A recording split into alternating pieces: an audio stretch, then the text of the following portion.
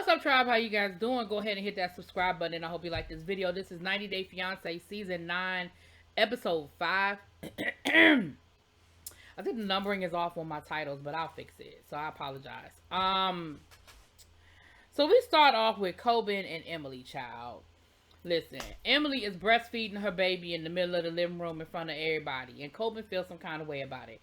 Coben is like, I don't understand why is she breastfeeding my son in front of everybody, and he wants her to go down in the basement. He doesn't understand why she's doing it in front of the, the world. And she's like, listen, my breastfeeding journey was hard, and I'm not gonna I'm not gonna stifle it for anybody. This is a bonding situation between me and my son, and I'm gonna breastfeed. Like I pump out in the open, I breastfeed out in the open, and it is what it is. She's just gonna have to he's gonna have to just accept it and move on. So it evolves into a whole argument, and the father is feeling some kind of way about it. He ain't liking it. Now, I'm not going to go down the left row with it. I'm going to keep it right here in the center. But at the end of the day, baby, you're not going to win. I'm sorry, Kobe. You are living with her family, and you just not going to win no arguments with her. So I don't know what you're going to do. And then he was saying he felt uncomfortable having the argument in front of her father, which I can understand that too. But she basically told him, listen, it ain't going to happen the way you want it to happen. It ain't going to work out the way you want it to work out. At the end of the day, I'm going to breastfeed my child whenever, however, and whoever. And if you got a problem with it, oh well. So then the father says, well, listen, I'm going to go pick up my mom, and we're going to come back and have a family dinner. So Emily going to tell Coben, go in the kitchen to help my mom make dinner. He said, what? He was like, excuse me? She was like, what? Like, you need to go help her. And he was like, but there's a way that you can say it to me so that you're not being rude. Like, the way you just said that was real disrespectful, and I don't appreciate that.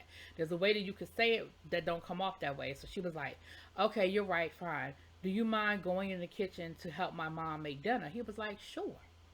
So he goes in the kitchen to help the mama make dinner. And the mama is like, listen, my name Paul, that's between y'all. I ain't trying to get in the middle of that. I see what's happening, and I'm just going to sit here and get dinner ready because, baby.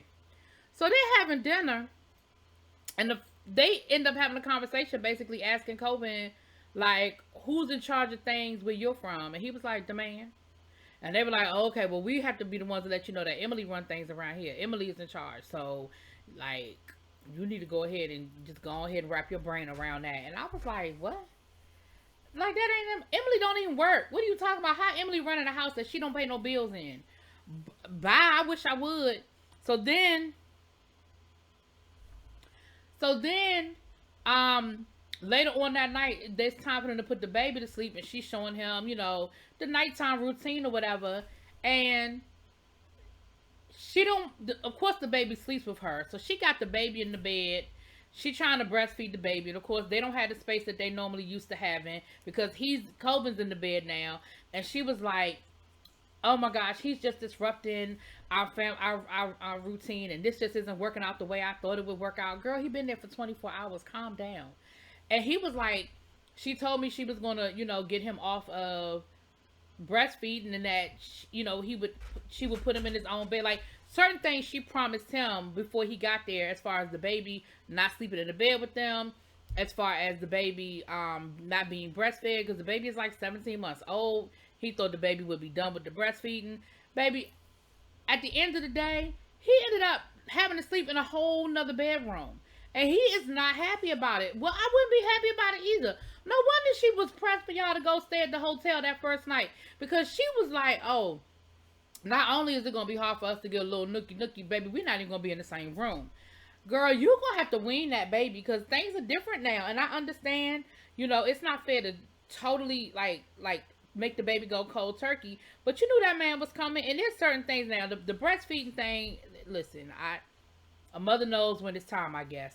But as far as the baby not sleeping in the bed with them, as far as certain things being ready for you to receive your husband, girl, you're gonna have to do better. Cause I'm sorry, I'm with Coben on this one. Okay. So then we have Bilal and Shanita, and he brings the kids over for her to meet the kids. Well, first of all, she wants the kids to call her the Muslim name for mom, or is Arabic appropriate? Tell me which one is the appropriate term. And the kids was like, yeah, that's not gonna happen.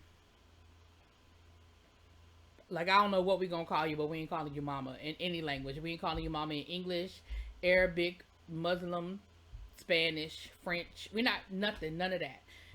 That ain't what we doing. We don't know you. We don't know nothing about you. So they go to have game night, and she was saying how she don't even like playing games.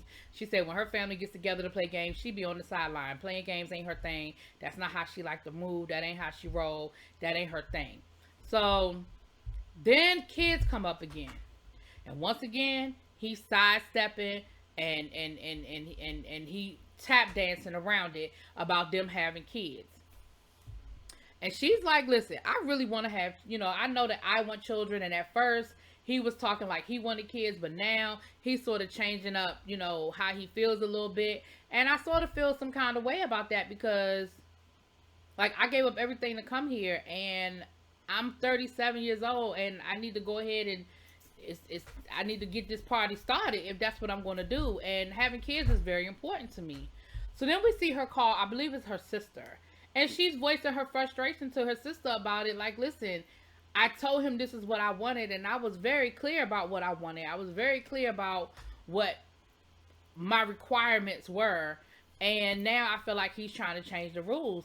And once again, she said, well, listen, give it some time. You ain't been there that long. But if you see that it ain't going in the direction you needed to go, girl, you know what you need to do. Come on back home, and it is what it is. And I was like, your people are real clear to let you know that you have a path home, okay? You ain't stuck, okay? But Bilal, I think you playing games, and I think that you led that girl on, and that wasn't right. That wasn't right. So Benny and Ariela, they are home, child. They home, and her family is way to the airport to receive them, and he is wrapped around the Ethiopian flag, and they got the signs and the baby and all that good stuff. It was great. So they get in the car and they're headed to the apartment. Well, we find out that the mama then rented an apartment for them. She paid first month's rent, utility. She got everything cut on. She even furnished, like put a bed in there. She even put she got the house, she got the apartment set up. Now, here's where I'm going to have to say I see both sides of the coin. So, first side of the coin that I'm going to say that I see is she told mama, listen, get a 1-bedroom because our money funny. We just getting back. Neither one of us are working. He can't work. Not really sure what I'm going to need.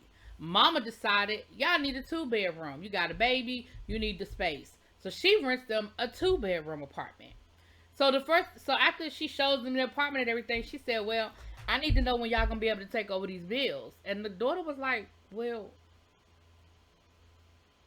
I don't know. Like, I don't even have a job yet. I don't know when I'm going to be able to pay rent. I don't know when I'm going to be able to pay the electric bill.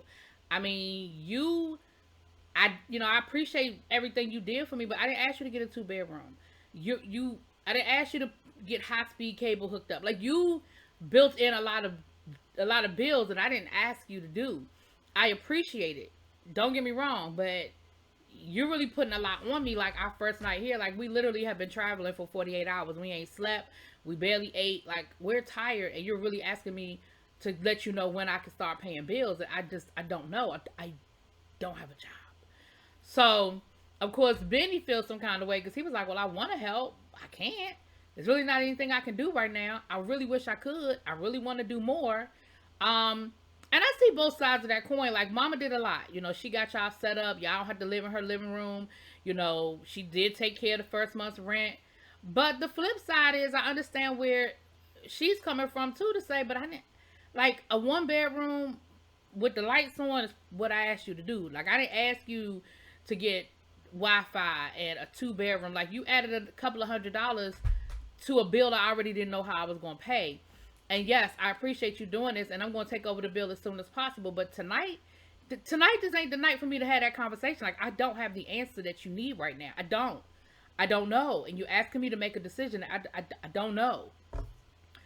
So, I don't know. Feel some kind of way about that one. Like I said, I'm split on it. I see it from both sides of the coin, but I'm definitely split on that one. All right, so then we have Patrick and Thais, I believe is her name. So we see her in Brazil talking to her grandmother and her father, And she done lied to her daddy. She did not tell her father that she was permanently moving to the United States. She told her daddy she was visiting to see how she like it, and she be home soon. And daddy is crying and upset. He is upset at the thought of her leaving, and she can't give him a return date. What is he gonna do when he find out that she is not planning on coming back at all? I thought that was real cruddy that she wasn't honest with her father about her intentions and plans. I mean, I can understand that it's scary and it's probably something you might be scared to tell your dad or whatever. But girl, that is so not fair. What you gonna do? Wait till you get there and be like, oh yeah, that's right, I'm not coming back. You ain't packed up your apartment. You didn't put no plans in place.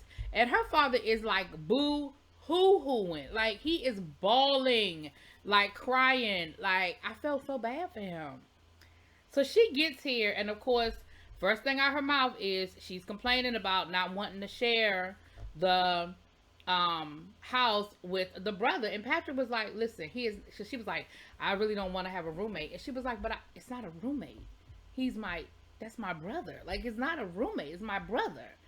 And child, I see that going nowhere fast. That's going to be ugly. All these couples got some issues, which I guess normally they do have issues, but we're going to wait and see how all of this stuff plays itself out, because it's a whole lot to this, child. Anyway, let me know what y'all think. I'll talk to y'all later. Peace.